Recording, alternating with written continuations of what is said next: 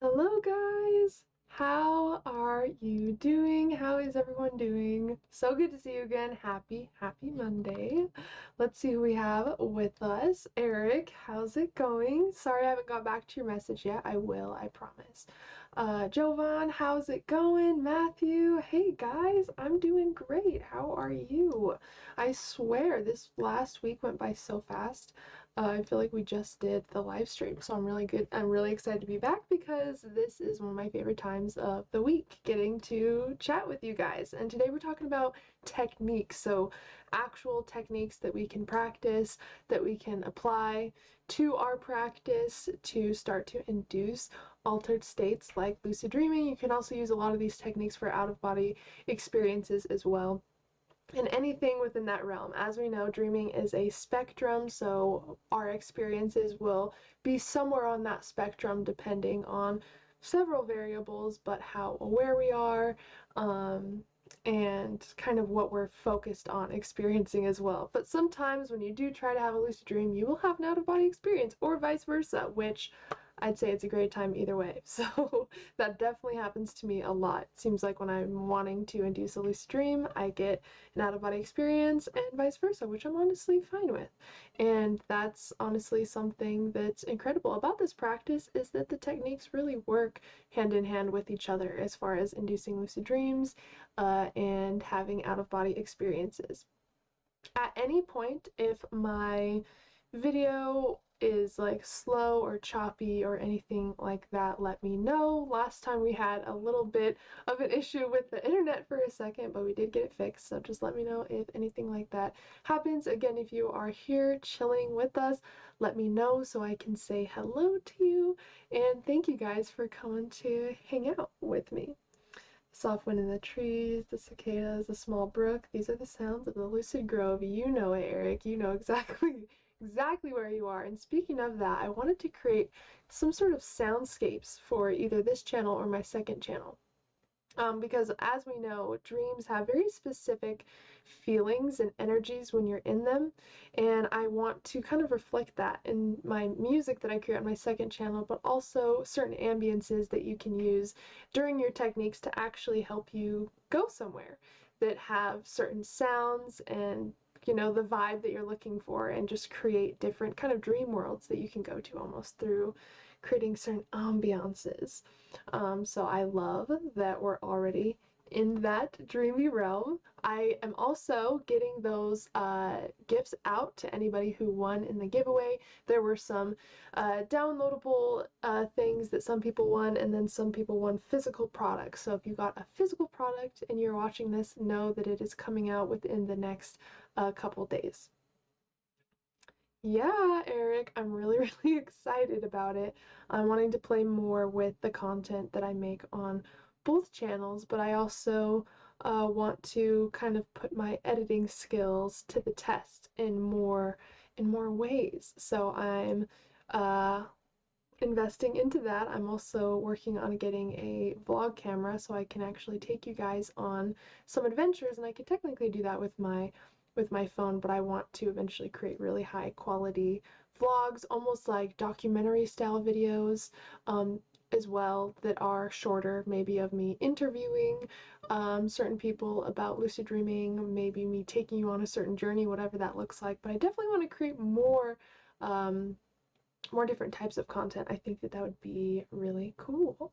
I will only be able to stay for the first few minutes. My apologies. Haley, you're the first person I found on YouTube that put a positive spin on sleep paralysis. That is amazing. And yeah, that's something that not a lot of people talk about. And I feel like it's so misunderstood, and we've kind of been misled when it comes to these experiences. Things that we don't understand, we just label as dark or something we shouldn't really mess with, but it's just because we don't understand, and that's something that we naturally go through every single night, you know, like 5 to 6 times a night, and it's something that we can actually use for our benefit when it comes to inducing really profound experiences. So thank you so much for being here, Matthew, and I'm so glad that you found my channel, because it led you to being a part of the dream community, and I'm just so grateful to have you here.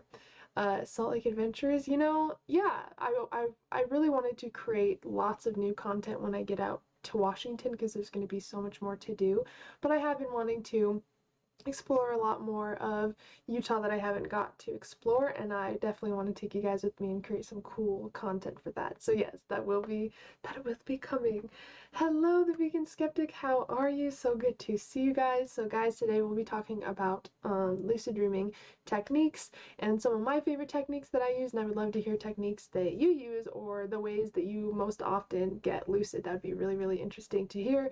Before we get started, I do have a second channel called the Lucid Mystic Sleep Music, so if you're looking for binaural beats sleep music that you can listen to nightly to induce lucid dreams and out-of-body experiences, make sure to check that out. I do have memberships back on the channel, as well as my Patreon active now, so if you're looking for exclusive live streams, classes, videos, and different perks and benefits, then make sure to check those two things out as well. And then of course I create online courses, I create master classes, and I work one-on-one with clients, so if you think that I can help you with your personal practice, whether it's spiritual development, business development, or lucid dreaming or out-of-body experience related, definitely get in touch with me and we can chat. And one thing that I've really been having a lot of fun with in my sessions is kind of reality shifting work. So like kind of manifestation, but a little bit more fine-tuned, and using neuroscience and quantum physics to kind of bridge the gap that a lot of us find when we study things like the law of attraction. So fun stuff. Here we go, guys. So there are a few different ways that I induce lucid dreams, of course. I'm sure that you've gotten lucid through several different means, but you will find something that works better than others.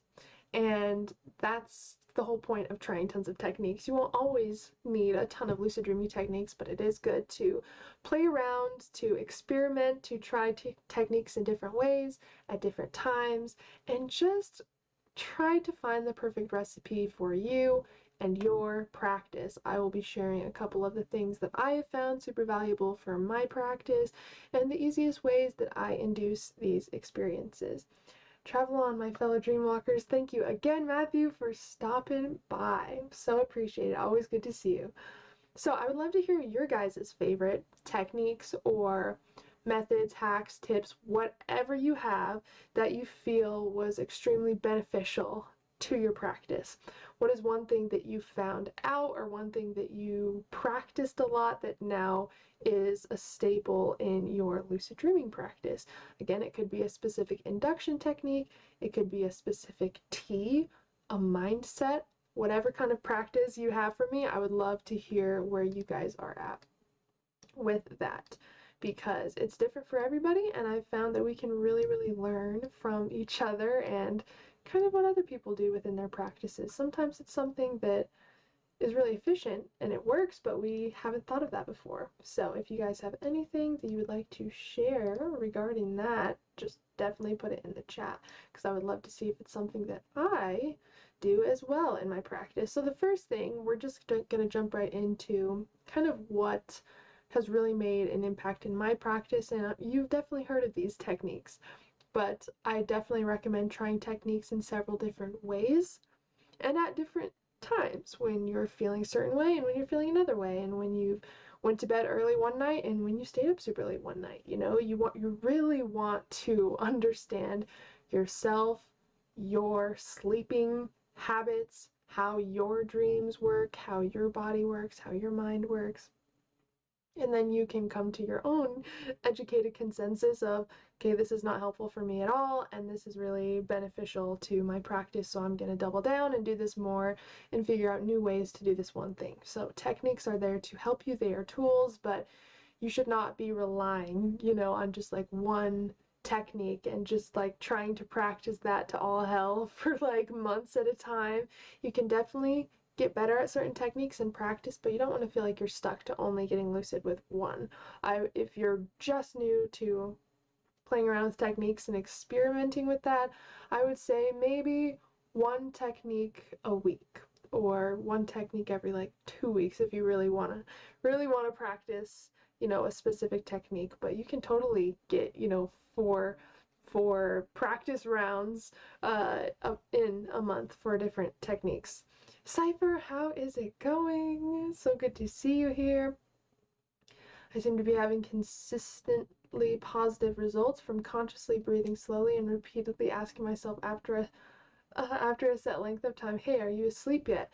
I do the same thing, but I ask, am I dreaming?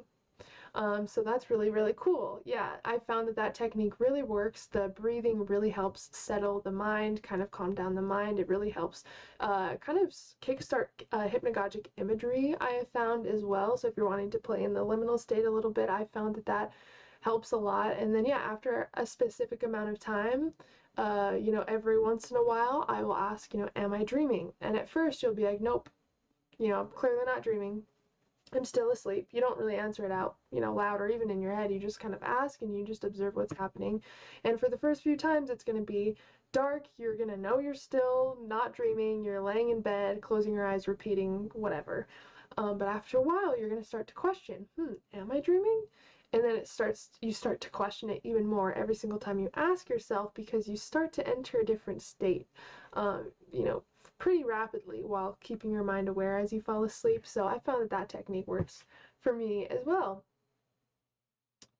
Who knew that annoying myself to sleep would be so good? Hey, you're finding what works. You're hacking your own your own mind by practicing it in this way. And I think that's kind of the golden rule is for techniques to kind of maintain that half awake, half asleep state, which is exactly what you're doing by constantly bringing yourself back consciously to ask, am I asleep yet? Or am I dreaming yet? Or whatever it may be. So I found that technique really works. And if you have a hard time staying awake, find something that you can focus your attention on as you're falling asleep, like a fan. You can focus on the sound of the fan. You can focus on tons of different sounds in your room and, really pay attention to the sensations you're experiencing while you're falling asleep, whether it's something that you feel, whether it's something you hear, and just kind of cycle through those things. So you don't have to anchor on one thought or one sound. You can move your awareness around. Because I found that focusing too hard on one thing will eventually get dull after a while, and you'll not care or pay attention. You'll just fall asleep. Like the fan, for example, I found that works really well.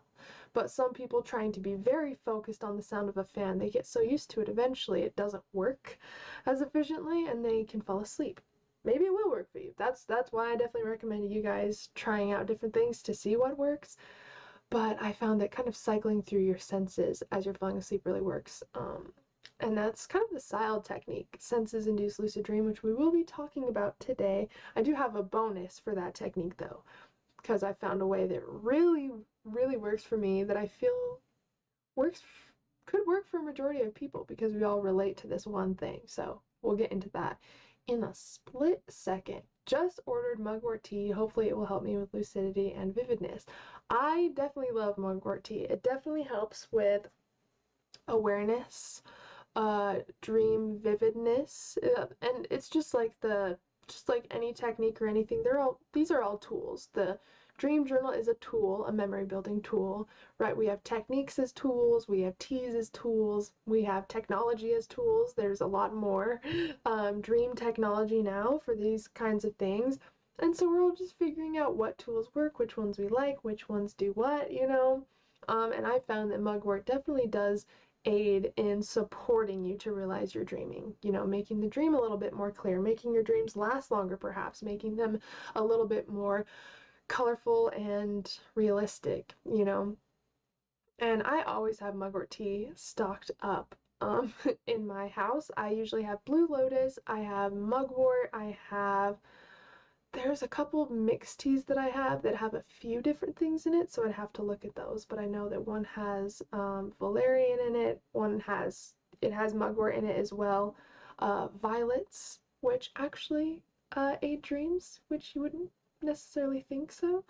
But yeah, I definitely love tea. I love herbs. I love tea. Like really, I'm always drinking tea, and so I definitely have my fair share of dream herbs and teas in this house. And I also wanted to make a video sometime about kind of like a cooking video, but for making teas.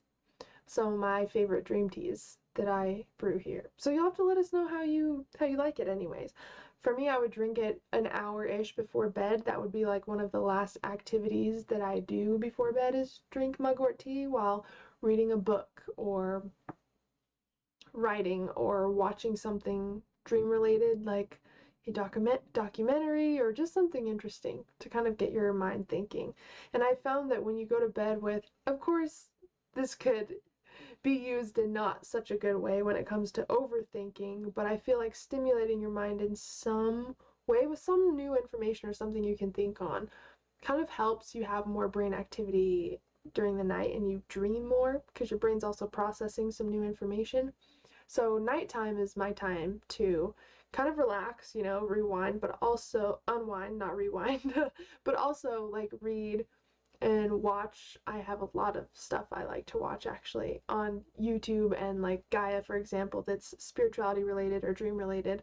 And I watch lots of stuff that's not dream related, you know. I watch a lot of things, but I love science type stuff. And like near-death experiences. I've been watching documentaries on that recently. It just kind of expands your mind. It gets you thinking, hearing people's deep experiences with different states like this, you know, and it kind of sets you up to go to sleep. You're almost initiating yourself into sleep by saturating your mind with where you're about to go, you know, in the dream state, you know, with sleep. So I found that it's especially interesting to learn about sleep and dreams and all of that before you actually go to bed.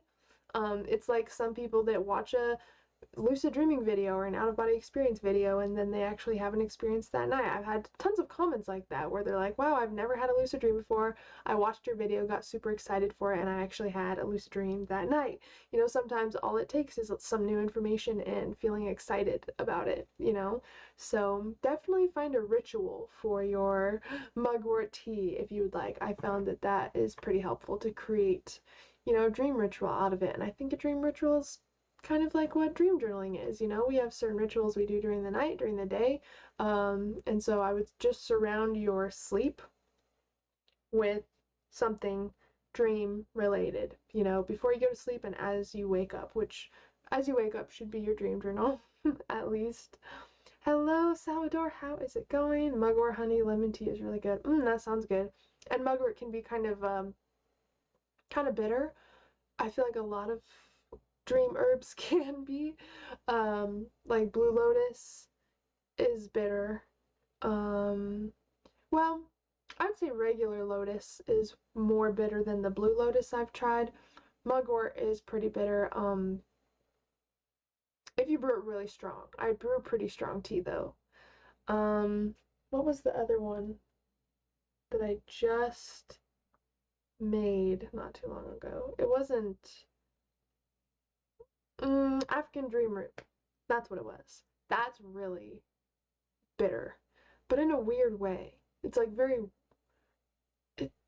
it's like you're drinking like wood water.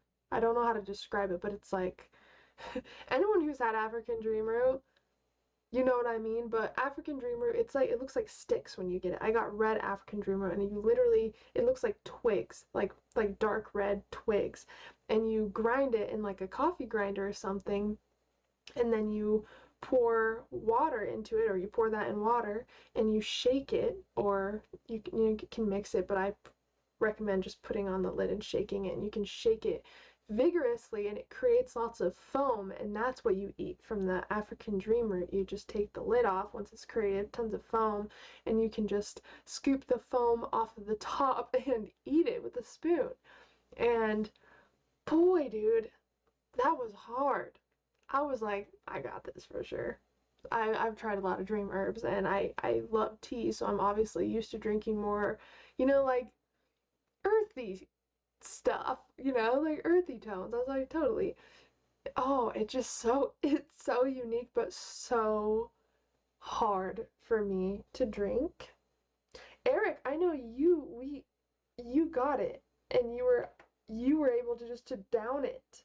You sent me a video and you were able just to totally drink it. And I was like, damn. It was a little bit difficult for me. See, but it wasn't like a normal bitter. It was like wood. It was like wood. It was like woodsy. Like wood and dirt. I don't know how to describe it. It wasn't the tip, like like Lotus, for example, Lotus tea, that shit is bitter, like bitter, bitter, bitter. So bitter that it like makes your tongue feel weird in the sense of like something really salty or bitter touched your tongue, you know, it just like makes your whole mouth feel so weird.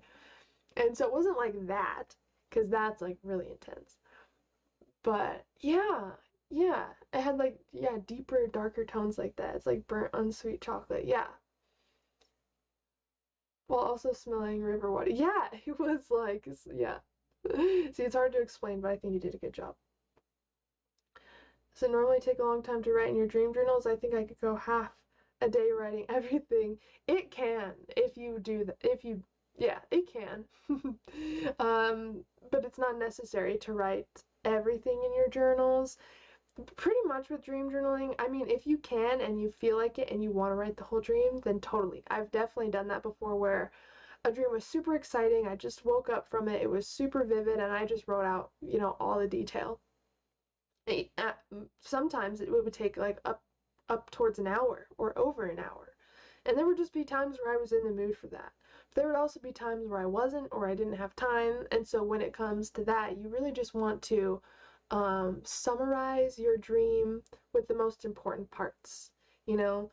So like if you were going to summarize a movie to someone that hasn't seen a movie, you would describe the movie with, you wouldn't tell them the entire movie, but you would describe the theme and the plot and what happened and main characters and the things that stood out to you.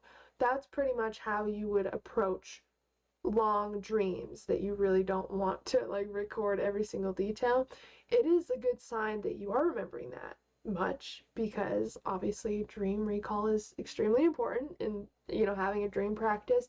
But as long as you write down the parts that you felt were most significantly important, I'd say that's the most important part. But if you have the time to do it and you want to do it, totally do it, because I have dreams where it's really fun to reread, because it totally takes you back to the dream. So if there's a dream you really want to remember, then I would write, you know, every detail down. But it makes it so, what's cool about dream journaling is when you write your dreams down, it's almost like saving that memory in your mind. Always. I can go back to dreams that I wrote like in my first dream journal, and I would be able to recall that dream, see it visually, and then not even need to look at the entry and be like, oh yeah, I remember that dream, and then this happened and this happened. It just like activates that recall. So dream journaling is incredible for building memory over time and saving memory of the dreams that you've had. But I'd say the most important thing with that is just to write down what you think matters. You know, whatever you feel is the most important in the dream, that's what you want to write down. And anything that's like was a big plot in the dream, like a big part or something that was like the most vivid piece of the dream, even if it's difficult. Because I know there's some dreams that were embarrassing, or they're really terrifying, or they're gross, or like whatever, and we don't want to think about them, right? I hear people talk about that all the time. They're like, I really don't want to remember this dream. But I definitely recommend writing it down anyways, because also, if you're too embarrassed to write down a dream, there's kind of shame around that, and you're creating a bigger shadow. You know, our shadow is everything we suppress because we are guilty, or we feel shame, or we're angry about it, or we're embarrassed, or whatever reason it may be. It's something we don't want to bring to light, and that could cause more psychological and emotional problems later down the road. So it's better just to fully, you know, accept the dream that you had, write it down, and at least try to learn from it. Because if there's a dream that's extremely uncomfortable and you don't want to read it, and you don't even want to think about it, there's probably some medicine in there for you, because anything that triggers us is an activation, and it's activating you to realize something, or to change something, or to do something, right? So a trigger is really an activation. And I think that's a more welcoming word, because a trigger is like something we want to stay away from. An activation activates curiosity, and now we're curious about the experience and what it has to teach us, or what we have to learn from it. So I would try to get as comfortable as you can with just writing down your dreams. No one needs to see your dream journal. You can keep it somewhere really private. I've had no issues. You know, I've had people over, I've had people stay. You know, like my dream journal is just by my bed, you know, nothing's ever happened. No one's ever like broken and tried to steal my dream journals. No one snooped into my dream journals when they've stayed over, you know, and if that is a concern, you can keep it somewhere where that it's safe. But I promise you, just having it under your bed or next to your bed or whatever, I recommend having it by your bed, is enough. That's your space to share what's going on in your mind. It is a whole world that is going on. It's not just a dream. To you, it's just a dream, right? But think about it. I truly believe the dream realm is an actual reality that's playing out, and we get to visit over and over. We can't stay very long, but we get to go and we get to see a glimpse into this crazy world, right? And we can bring back information, and it's like having access to a reality that no one knows about, like your personal wonderland.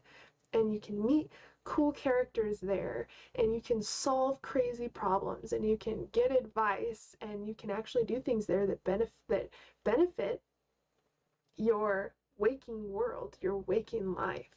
This is a super cool state to me. It's like very magical to me, and I feel like the information I get from these states is especially important because it's otherworldly information. It's not from this 3D reality. This is otherworldly information. People talk about wanting to communicate with the aliens and extraterrestrials all the time and wanted to find artifacts and like all this stuff, you know, because we naturally are curious and want to unravel the mysteries of what this experience is. But little do people know, they could go to the dream states for otherworldly information that is not Earth-like place. It can look like that. The illusion of that world looks like that. We dream that we're on planet Earth. We dream we're with friends. We're at work. All of these things, but it doesn't take place there. It is another worldly experience that has information that isn't necessarily a part of this 3D reality. It's super dope, guys. Like, so when people don't want to write their dreams down, I think of it like that. You know, if you frame the way that you think it, you realize how cool all of these experiences are, and everything is just trying to talk to you. Everything is just trying to show you something. There's something to discover and learn from in everything. And so when it comes down to writing your dreams, be in of course, the right mindset about it, so you can really take in the information that's meant to help you. You know, just framing it, because a lot of people think that it feels like a chore to write down your dreams, but it's not something you have to do. It's not a chore. It's something you get to do, you know, and it's something that a lot of people have an issue with, that really desire to have an experience. A lot of people can't even remember their dreams. Even with doing, you know, I've had clients that say they've done the things that I've recommended, and I've worked with clients even over a year. And there's some people that there's either something in their practice they're not doing, or some people just don't have the energy to put in their dream work, right? And you are naturally having dreams without trying. You are spontaneously having otherworldly information come to you that can directly help you achieve something, learn something, become something, understand something in your waking experience. We're bridging the gap between this crazy world where we couldn't even travel to in the waking state if we tried, and this reality. The dreams are the gap, or the bridge that gaps that. And so dream journaling is really fun and really cool when you think of it that way, and being able to look through all of your experiences that you've had, and then realizing that some things actually happen later down the road. You can also see how you grow throughout the years. Your consciousness is expanding, you are learning, you are growing, you are changing, and we can see that in the dreams that we have. Just the themes of the dreams, how we act in the dreams, what roles we play in the dreams. It's really interesting to observe. So I would keep your dream journals. I have a stack of my dream journals, and once I'm done with it, I just label the year on it, and I just add it to the pile. And I've thought like, oh wow, I'm gonna have like totes full of dream journals, but that's cool. I can have my own little dream library, and it'll be just for me to learn about myself. That we forget things as we get older about who we were and how things were and our experiences, right? We have certain memories that are keys to some of those things, but the fine little details we forget. Our dreams encompass all of that. So you're really being able to save time capsules, you know, through different points of your life, through collecting your dream journals in this way and being able to read them. It's really, really, really cool. So anyways, that's my that's my take on dream journaling. Hello, Jason. No worries. We hope you feel better. There are a few consistent things happening in almost all my dreams. I recognized it as a dream sign, but I couldn't be aware when it happens next time. How can I get aware when the dream sign happens? You want to try to train yourself to become aware of the dream signs in waking life. So yeah, sometimes we can recognize a dream sign in our dreams, but then maybe we don't dream about it for a while. And it's like, well, how am I supposed to build that habit around that thing if I hardly dream about it? Well, number one, you want to write it down in your dream journal, and you want to go back through your dream and realize at what point you could have gotten lucid. Oh, there's my dream sign again. I could have gotten lucid right here. And what this does, it kind of goes back in time to the dream and tells your brain, this is what we should have done differently. It's almost like training your brain to learn, okay, next time, this is what we do. So that's what I would do. Anytime you dream of your dream signs and you don't get lucid, I would go back through the dream and recognize at what points told you it was a dream, at what points you could have gotten lucid. And then anytime you see your dream signs in waking life, anytime you think about them, anytime you see them, anytime you see a picture of them, you are reminded of them, anything related to your dream sign, you'll do the same thing and check if you're dreaming and create the habit of awareness that way.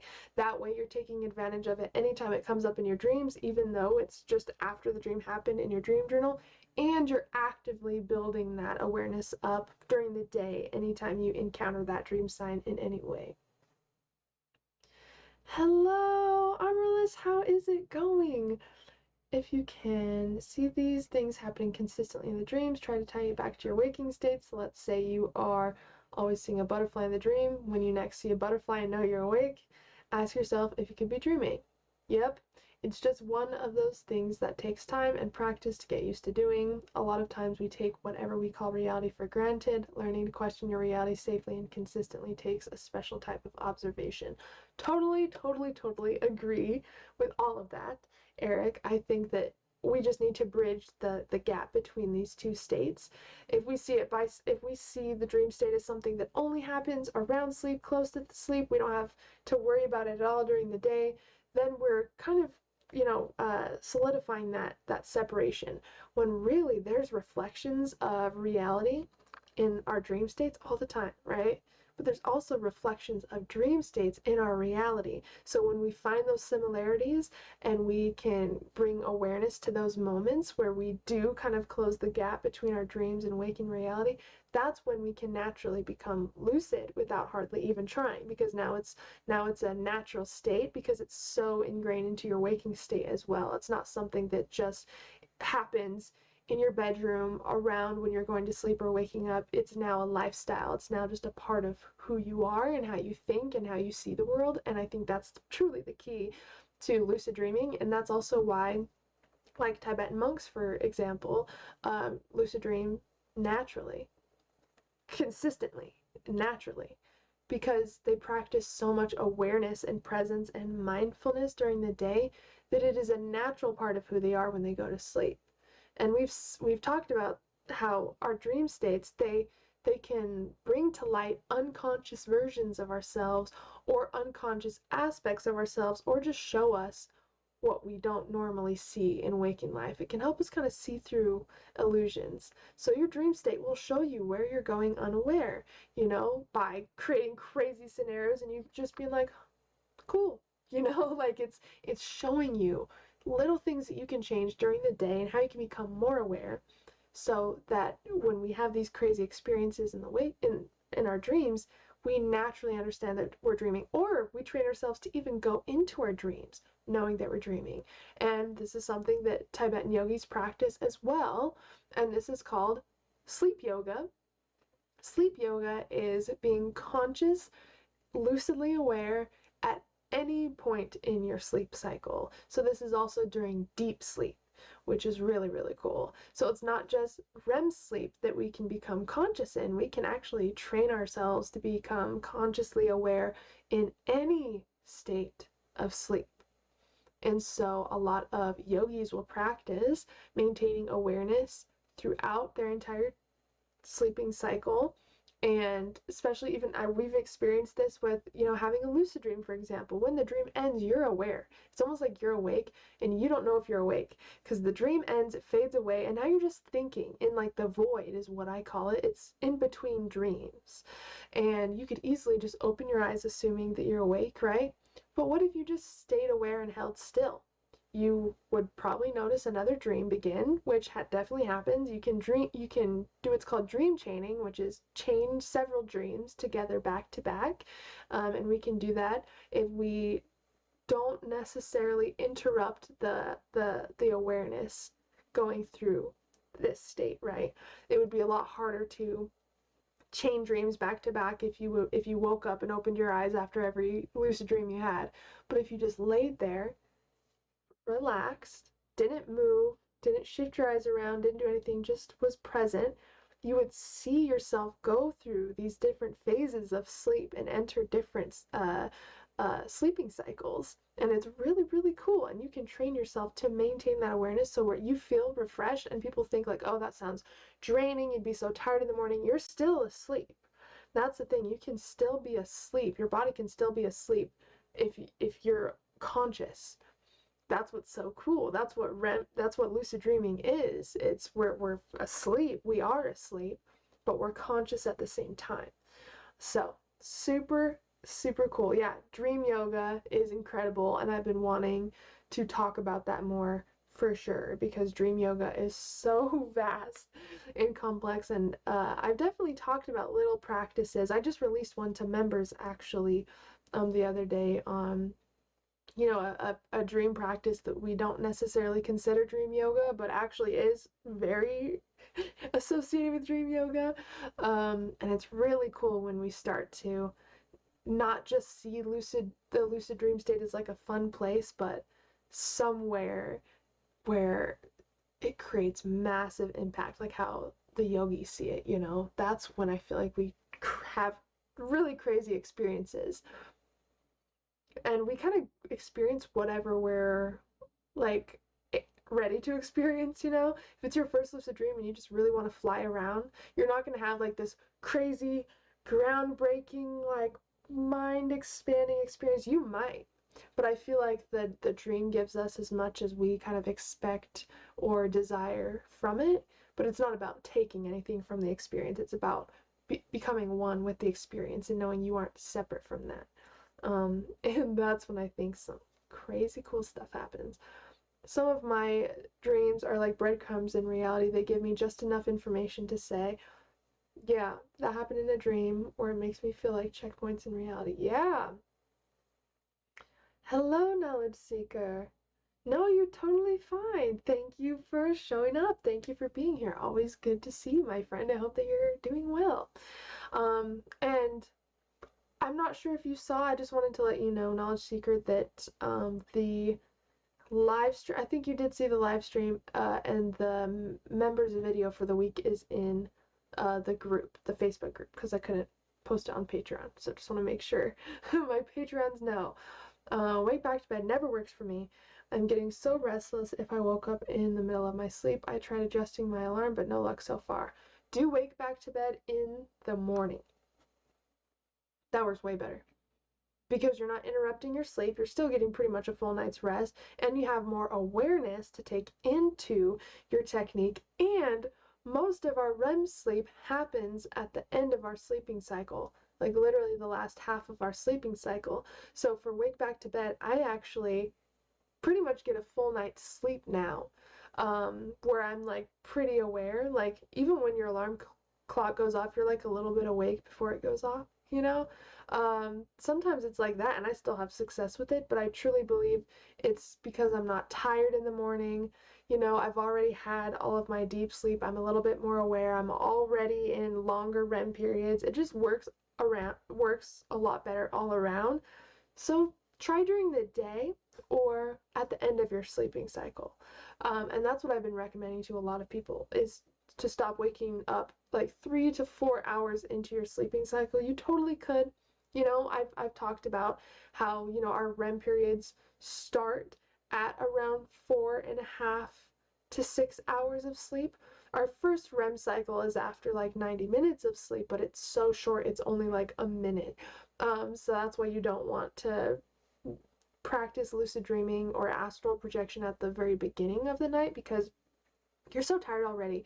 You haven't gone to sleep yet. You might just fall asleep during your techniques. You might not have enough energy or focus to maintain those techniques if you access that state, and you're just so much more focused and lucidly aware at the last half of your sleeping cycle. So I've definitely found it's easier to induce either out-of-body experiences or lucid dreaming near the end. Like, I would literally set my alarm for sometimes like after 8 hours of sleep or 8.5 hours of sleep. There's been times where I slept for like 10 hours and then I stay up for an hour and then I go back to sleep and induce an experience. So it's honestly better to get more sleep than not enough sleep. So I would try that. The key to more lucid dreams is getting more sleep. Even sleeping for 2 extra hours doubles your chance to have a lucid dream. So when in doubt, sleep more. Ooh. Okay, that's I'd wear a shirt that says that. We've been coming up with merch designs in the community the past little bit. So when someone says something or a concept comes up or the topic comes up at all, and we as a community think something sounds cool to put on a merch, like to put on a shirt or a mug or whatever, we just store the ideas on a notepad, because I will be releasing a new collection of merchandise soon. So that's why we're doing that. So if you guys have any cool designs or inside jokes in the community or anything that you think would be cool for our upcoming merchandise collection, then throw it at me. When in doubt, sleep more. I like it because it doesn't, someone seeing it, it could apply to the normal person, but also dreamers. We're always wondering if we're doing something right, if we're getting close to lucidity, this. When in doubt, sleep more. You will literally double your chances to lucid dream just by sleeping 2 extra hours. So let's see. So aside from liminal dreaming, that's the first thing that I do for my practice. Now, we talked about that a little bit, but liminal dreaming is truly just becoming aware and conscious and maintaining that awareness on the edges of sleep. So before you fall asleep, after you wake up. But you can also be in that state when you're not in bed, and you can be in that state during the day at any time. And really what the state is you're relaxed and aware, your eyes are closed, but you're still present with what's happening around you, but you're entering a really deep state where you're almost slipping into sleep, but you're still totally aware and present of what's going on. You'll start to see colors, flashes of light, swirls of different like shapes and colors, sometimes dream scenes, and this just happens when we're so relaxed and our mind's starting to become really relaxed and we're not like super stimulated to everything going on. A lot of us enter this state of consciousness like in the passenger seat of a car, on a plane, if you're watching a movie and you just wanted to close your eyes for a little bit, you know, before you totally fall asleep. That state is the liminal state. And so I use that state all the time for my lucid dreaming techniques, and even inducing out-of-body experiences. I definitely have success through liminal dreaming, and liminal dreaming is so accessible. It's more accessible than even REM sleep because we can induce liminal dreams anytime.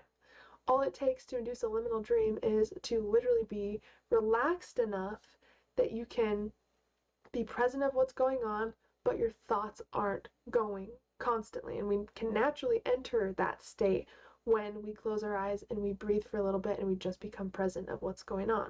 Naturally, your thoughts will start to soften, they'll start to slow down, you'll start to be more interested and more aware of the colors and the swirls and the little flashes of light. Sometimes I see like glimpses of faces, like when I'm in the liminal state, I'll see like perfect like snapshots of like a portrait of a face or something, and then it'll just like vanish.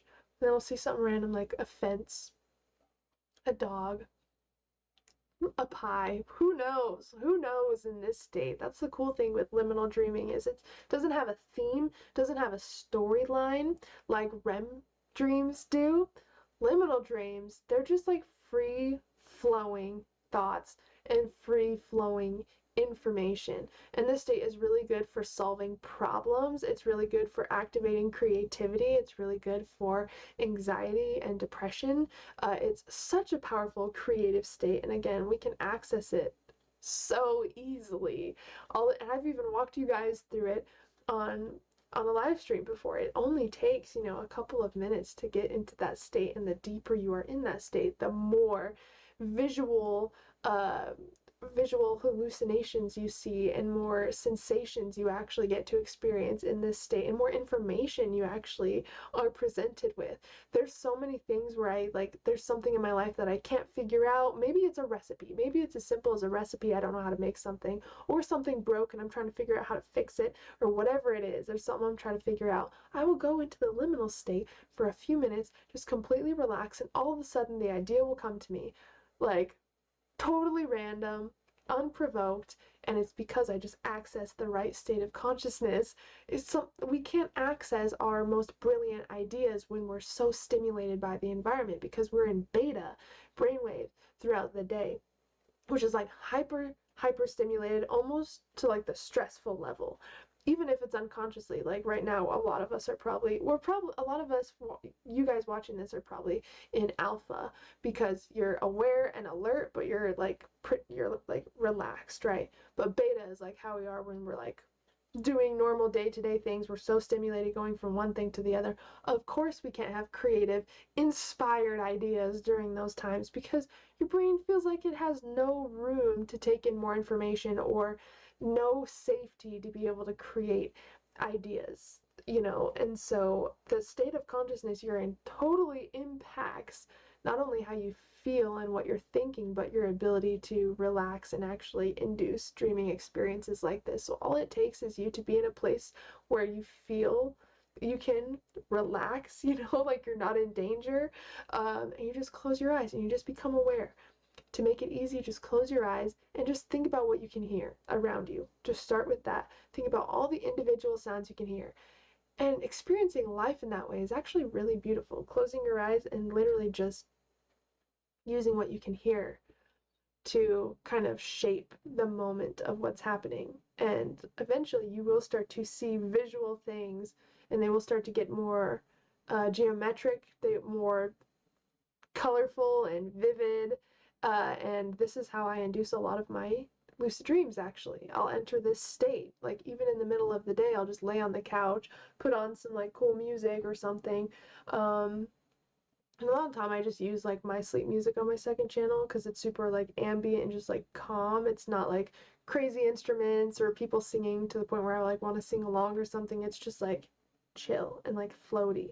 So I'll just put that on and I'll just completely relax, have my eyes closed, take a couple deep breaths just to relax me, and I, you know, have like a face mask on or something, or a sleeping mask, because if it's dark, you're going to be able to see a lot more of the visuals when they come up. And it also helps produce melatonin, so it'll actually help you sleep better if you have a sleeping mask or something like that, because there's no like sunlight interfering with your closed eyes. So that's what I do for my liminal dreams. I'll just, you know, have the sleeping mask on and I'll just kind of chill out for a few minutes. I'll start to see little shapes. They'll start off as just like little colorful shapes, just slowly moving around. And then sometimes it'll be like flashes of light start to like fold in over and over on itself, like in my vision. And the more I focus on them, it changes. You know, things really start to change. And then, you know, the other night I literally saw a perfect image of my grandmother, who passed away last year in October. Like just flash, just a snapshot of her, and it just like kind of faded away. And then it would just be like tons of random things, and some things I'd be able to connect to, some things were completely random that I know I didn't make up, because it was just like so random. I wouldn't have been able to even think of something like that. And then in that state, when things start to get more colorful, more vivid, that's your sign that your body's falling asleep. So the more intense your experiences get, that's a sign that you're switching states. This is why sleep paralysis, when we induce sleep paralysis, it starts off of us just like meditating or chilling, whatever we're doing before that, and it gets more intense. And that's because you're starting to become conscious of change happening in the body. And the colors and the imagery is kind of an indication that your body is falling asleep. And for a lucid dream, I will just maintain that awareness and try not to interfere too much with the visuals I'm seeing and stuff, and just kind of become aware of it, not ignore it, not look away from it, but just keep a vision and let it pass through, and just try not to interrupt the very very fragile flow sometimes of these visuals. And eventually I'll start to see little like scenes, and this is when you know a dream's forming, is when there's like full scenes that you can see. And sometimes you'll hear first, which is crazy. Sometimes a dream will start forming, but you hear it first before you see it. So you think you're awake, but you start to hear a dream. And so if that happens and you start to hear weird hallucinations or whatever, just be calm, because something's happening and it's exciting. So anytime I hear, sometimes like I'll hear water or music or something, and it will just kind of stop. Some of you have heard that, you know, like when you've told me, like when inducing sleep paralysis, or you're in bed trying to induce a technique, and all of a sudden you're deep in the state, and all of a sudden you like hear music for a split second or something. It's because you are entering that state where you're starting to pick up on what's happening there before you can actually see it happening. So just because you don't see something happening does not mean it's not actually forming. So pay attention to your like what you feel, because sometimes you will feel your dream body before you see it, before you can perceive it.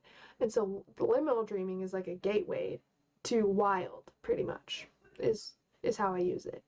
And so you'll start to become aware of it as it forms, and it's really, really, really, really cool.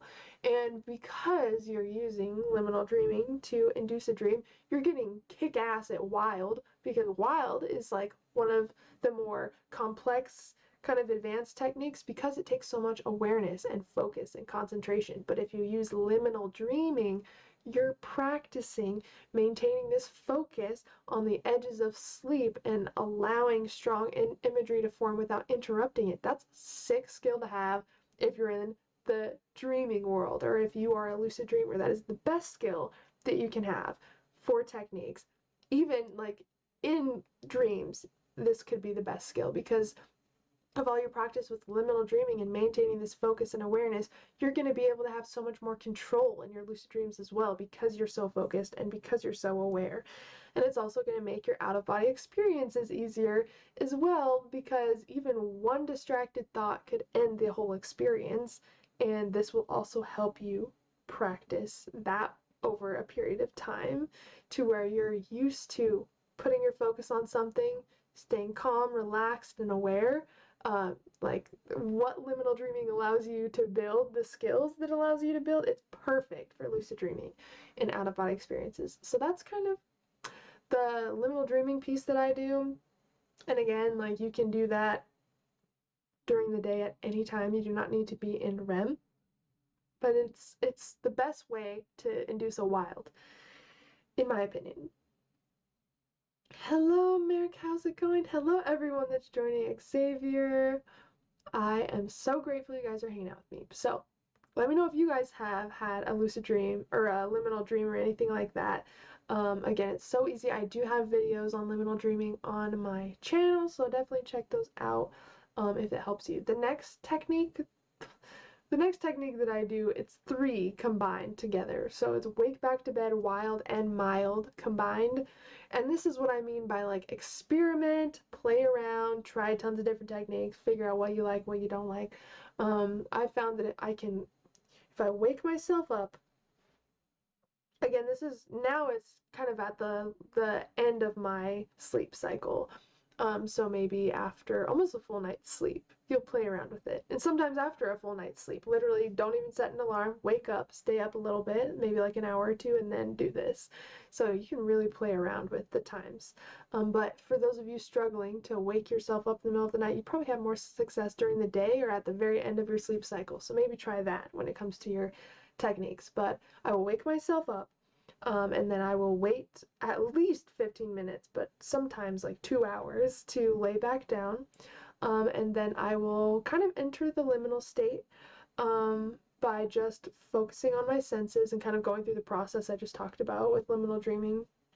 But also I add in a phrase or something that connects to the mild technique. You know, like, I know when I am dreaming, or I know now that I'm dreaming, or whatever you want to say. Robert Wagner says, like, the next time I see my hands, I will know I'm dreaming, or something.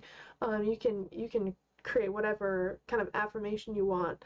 But I kind of play around with this technique a lot, where I'll, wake myself up at some point, but then I'll go to lay back down, but I will just like meditate, and really get the hypnagogic imagery really, really strong.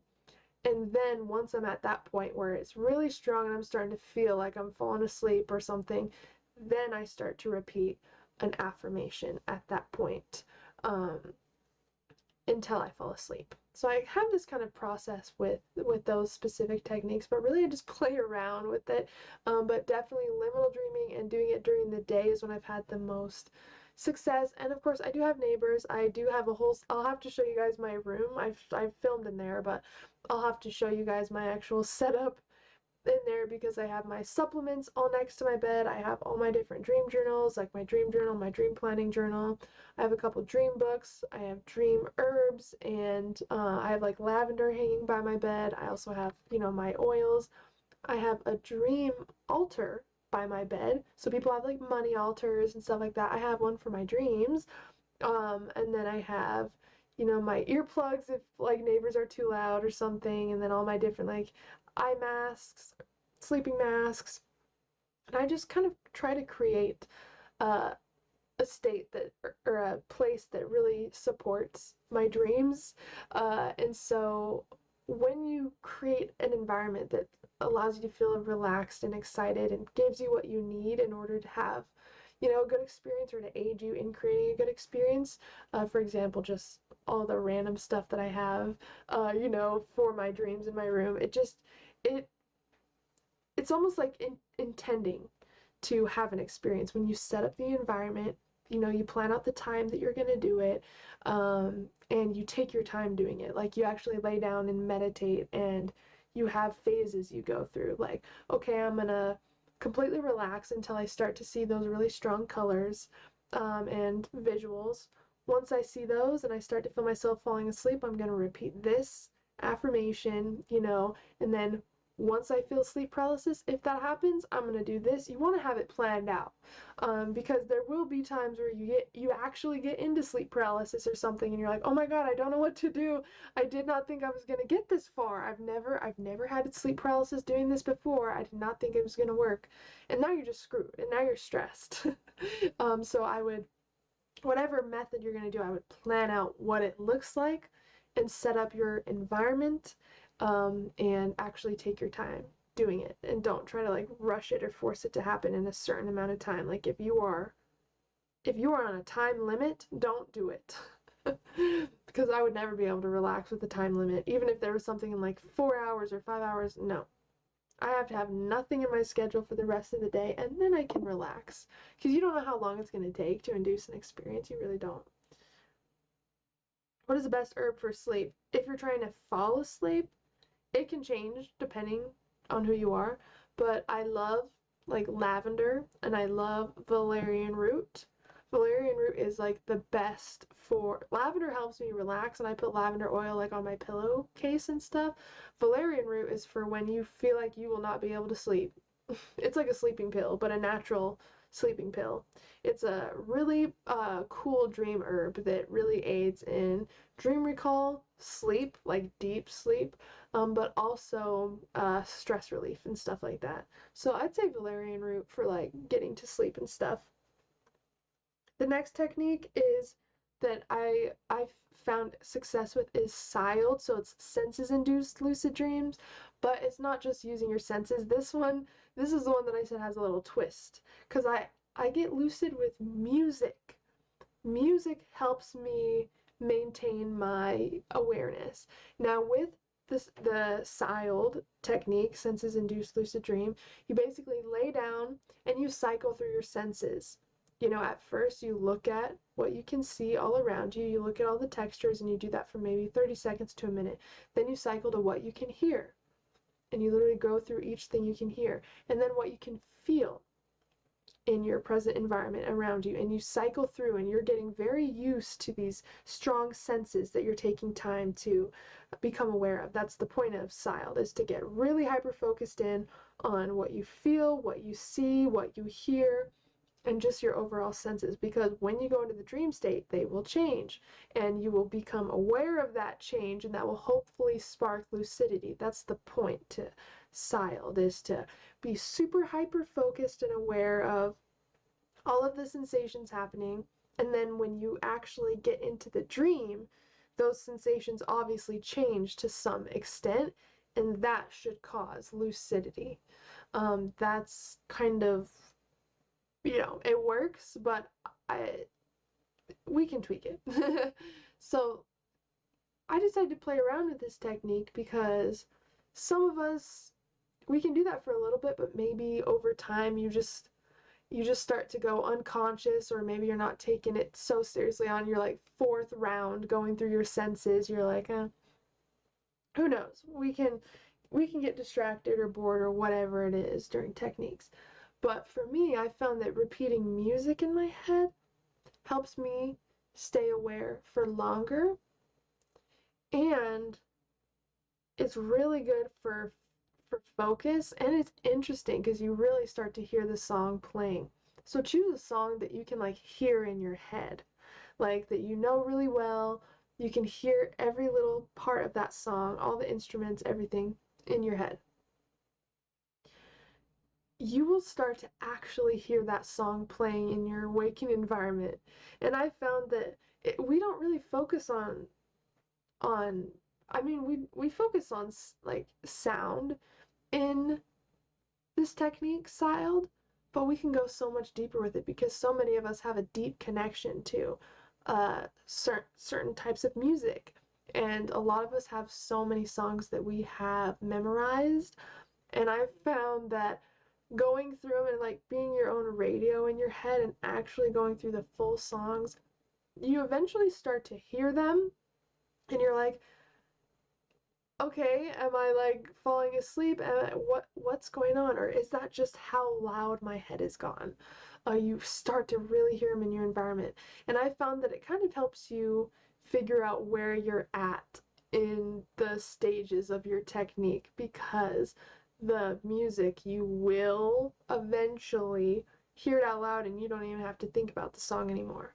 And I've found that kind of helps me figure out where I'm at in my technique. Sometimes you'll have sleep paralysis, but you won't feel like the super crazy vibrations and all of the different sounds. Like sometimes I'm in sleep paralysis and I hardly feel like I am.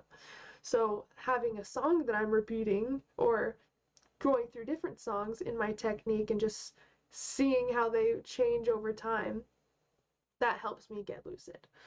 So if you've ever practiced the 𝒖𝒓 technique, that's a great little thing to add on to it, is the music. I used to be so excited about time travel, and I understand all time travel is awareness. Yes, I love that. That is very, very true. The song tends to choose me. I'll just go to sleep hearing a song and loop. Yep, I definitely relate to that. And the last thing that I think, of course, this is something I talk about all the time, is awareness. But you'll realize awareness, whether we're talking about meditation, reality checks, like maintaining a lucid dream, all of it is based in awareness. So the more aware you can become of whatever you're experiencing, I think it's going to help you a lot with inducing lucid dreams. You know, even with your dream journal, becoming aware of what you're actually dreaming about. You know, becoming aware of the weird little off things that happen throughout the day that almost make you think that you're dreaming. You know, becoming aware of what truly works as far as techniques and what works more than other things. And becoming aware of what you don't need to do anymore. You know, we've a lot of the time think we have to do every single thing when it comes to our lucid dreams, but if there's stuff that's not helping you, it's probably wasting your time and using way more energy than needed, you know, and you'd probably have a lot more success going back to basics and finding what works, what doesn't, and playing with it from there. So play around with that a little bit more, not just awareness for, like, you know, throughout the day and in reality checks and stuff, but also become aware of the little things you didn't notice before about what works, or things within your dream state that you didn't recognize before, or see if you can do this like music technique, you know, and just become aware of the little subtle changes that happen throughout these stages of sleep. Because even in meditation, we go through phases of consciousness. Things change, but it's on such a small level. A lot of the time we don't recognize it. But this practice allows you to become hyper aware of super crazy small changes. And I can't tell you how different more awareness makes this human experience. It never ends. You can never be, you know, I don't think you can ever be completely, totally, fully aware, because there's just so much to be aware of. And we become like, even meditating, you know, I've become so aware that I swear I can feel the blood running through my veins, you know? It's crazy how far in this rabbit hole awareness can take us. And we definitely see that play out in our techniques. If I listen to subliminals about lucid dream when I go to sleep, subliminals can definitely help, but I would write your own subliminals of things that feel true to you, and phrases that excite you, that make you want to have that experience. If we're doing subliminal videos, but it's all someone else's affirmations, we're not going to know what rings true to us. I'd recommend, if you're going to use subliminals, of course you can use subliminals that you find on YouTube, but maybe try creating your own, as far as coming up with a set of phrases that feel inspiring, that light you up, that energize you, that feel true, that you believe, and that you feel really will aid your ability to get lucid. Because again, it's all down to what we believe to be true, what we assume and expect, but also, you know, how aware and willing we are to do the work. Meaning that works for me. Okay. Oh, when you wake up and then go to bed. Okay. Yeah, I would say if you're trying to induce a lucid dream, I would say it's, yeah, you'd want to wake up and then go back to sleep, and then you could play the subliminals then. Yeah, you don't need to have them playing throughout your entire sleeping cycle, but you can. Like, I have my sleep music playing all throughout the night. But then I also have it playing when I wake up and do my techniques. I have it playing right now. So I just have it playing always. But I would say, you know, yeah, wake up, and then if you're going to actually do a technique, then you can play music like that or something. But just because it's subliminals doesn't mean it's going to work better than just having natural background music to carry you into your technique. Subliminals take time, and I think the best types of subliminals are affirmations that you've created for yourself that feel true and empowering to you, that you can saturate your mind with over time. I don't think subliminals, especially someone else's that you can't even hear what those phrases are, I don't feel like they would, you know, affect us overnight. And again, subliminals work on a subconscious level, but again, when we're conscious, there's a barrier there. Our conscious mind is meant to reject phrases and new beliefs and new assumptions and new information. Our conscious mind is meant to reject that. So to make it easier to ingrain new beliefs about our practices, or make things easier, or to enhance our health, we want to come up with thoughts and beliefs that we want to have. And then once we start to reprogram our being now with that information, that becomes a natural part of our program. I hope that makes sense. Hello, William. How is it going? Again, a belief becomes a belief when you apply it over and over through repetition and feel that it's true. That's why I say it that way. So yeah, I hope that helps. Doing okay? You've been busy? Okay. Yeah, I would say if you're trying to induce a lucid dream when I go to sleep, I would write your own subliminals of things that feel true to you, that make you want to have that experience. Doing okay? You've been busy? Well, it's good to see you. I'll have to check our, I'll have to check our messages. I don't know if I was the one to stop, or the last one to reply, but I hope I didn't leave you unread. Wrapping up house number 12 this month. Wow, yeah, you have been busy. Dang, dang, dang. What brand of valerian? I use the brand Now. It's literally just called Now, and it looks like a little, has like a little orange. Has an orange, I think it's like a sun or something, but the brand is Now. No, you're good. No, you're good. I wanted to see how you were doing. No, you're good. Take care of you, brother. It's good to hear from you, and I hope that you're doing well. Sending you love always. So guys, I do hope that this helped with your practice as far as figuring out where to kind of take your techniques. I am gonna get going. I do have to get on my walk with my dog before it gets too dark, and I got a video to put out shortly. But I love you guys so much, and I was a little bit late to the stream today, but know that 5 p.m. Mountain Standard Time is the roundabout time that we stream on Mondays. And when I say 5 p.m., I mean around 5 p.m. Sometimes it's a little bit after that, you know, but I will update you guys in Telegram when the streams are happening, and I did post in there today, so if you are not in the Telegram and you would like to see the updates on when our streams are, then you can check in there. Thank you, Eric, for moderating the chat.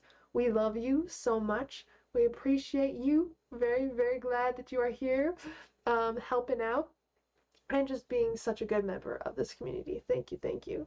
Cypher, thank you so much for the 20 bucks. I appreciate you so much. Thank you so much for your support. Your guys' support means the world to me, and even just having you guys here is so incredible. So thank you, Cypher, for the support. It allows me to continue doing what I am doing, which this is the most important work to me in the world, and you guys are the most important people to me in the world, so it's just all great. I love you guys. Again, if you are interested in working together, I create classes, courses, masterminds, and I work one-on-one with clients. So if you have any questions, or you are curious if maybe I would be able to support you in your journey, definitely let me know. I also do have memberships now on the channel, as well as my Patreon, so if you're interested in exclusive content, live streams, different perks like that, then check that out. And if you're not sure if Patreon or the memberships is best for you, depending on what you're looking for, just reach out to me and I can help. And then again, guys, make sure to join the Telegram, Facebook group as well, Haylee Lynn's Lucid Dream Team. I have all links for you in my link tree, except sometimes I think it doesn't show up on my live stream, so you'll be able to go to either just my Instagram bio or the first link in my descriptions on YouTube, and you'll be able to find my link where all resources can be found. New sub in the chat. What? So good to see you. Thank you so much for the sub. Your subliminals are nice. Thank you. So grateful that you love listening to them. I have had so much fun creating them, and I will definitely keep creating some cool music for you guys. Best channel out there, and I mean out there. William, I love you. Thank you. Thanks for being here, guys. And thank you so much, Eric, for dropping the link tree link. Yeah, I just want to make sure that we have that every live stream now, because I mention it and I'm like, it could be over here, or just go to my Instagram and go here. So thank you, Eric. There is my link tree for anyone interested in the resources that I have. And again, if you have questions, please reach out, and I would love to chat with you. Alright guys, I love you so much. I cannot wait to see you again. Mondays at 5 p.m. Mountain Standard Time is the normal time for our live streams, and sometimes we'll have random surprise streams. Sometimes, you know, we just go with the flow and do what we want, so pretty cool. I love you guys so much. Thanks again. Hope you have an incredible week this week, and as always, I'm sending you endless love and endless lucidity. Bye guys, I love you.